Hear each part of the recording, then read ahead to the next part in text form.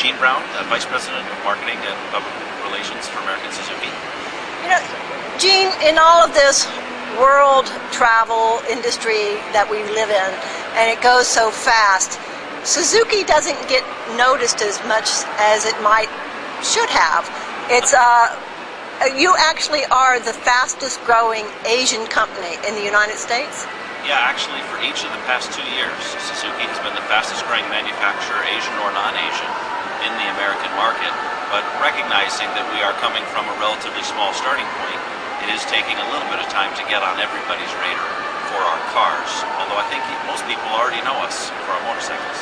Yeah, that's true, they do. But what's more amazing is that you don't have a pickup or a V8 in your lineup at all. That's true. We're not alone in that, but we have announced plans for a pickup truck in the 09 model year time frame in partnership with Nissan. We have not made any plans for a V8. I'm not sure that today's environment would really inspire us to pursue a V8, but we do offer the largest, most powerful V6 we've ever offered in the new XL7, 252 horsepower, 3.6 liter V6 with also respectable fuel economy. So we think that that's covering a good portion of today's market. Do you have any production plants in Northern America? We have one joint venture assembly plant in Ingersoll, Ontario. That's our CAMI plant, which builds our XL7 and also builds the Chevy Equinox and Pontiac Torrent. It's a 50-50 joint venture. We will build around, in rough terms, 40,000 XL7s at CAMI this year, and we will sell a little over 100,000 vehicles based on our 06 results. So that would be probably 35%, maybe as low as 25 to 30 if sales of other models overtake forecasts. For instance, SX4 is on quite a roll. But do you see yourself building a plant in the United States at all? Well, at the moment we don't have a need to.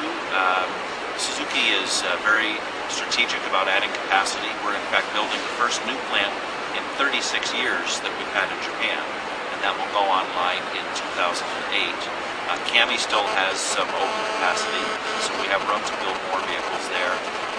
Probably we'll need to be a lot more than 100,000 unit automaker before we need another North American plant, but if we keep growing, we will of course get to that point. So, what is your percentage of market share for the United States?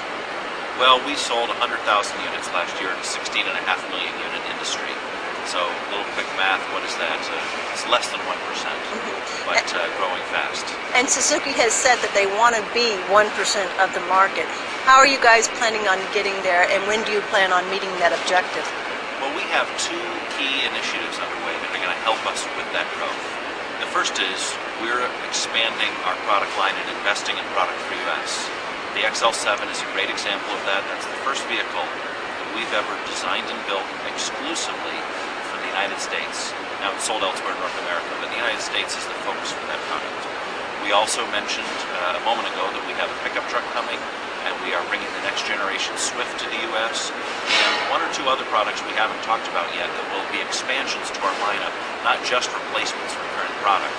Meanwhile, we've been upgrading the product that we have been bringing. The new SX4 is generating huge excitement, where the old Aereo SX was a very high-quality car that didn't command that kind of excitement. Now, on alternative energy, what do you have that you're bringing out? Well, we've acknowledged that we're working on a hybrid vehicle. It's still a few years out, but and we haven't specified which vehicle yet.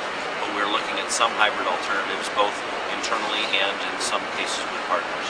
And with whom would you be bringing that out? Which hybrid partner? Well, we, again, haven't been very specific yet about exactly what product will come to market, but our chairman, Mr. Suda, did acknowledge that we are discussing hybrid technology with General Motors as well as doing our own research.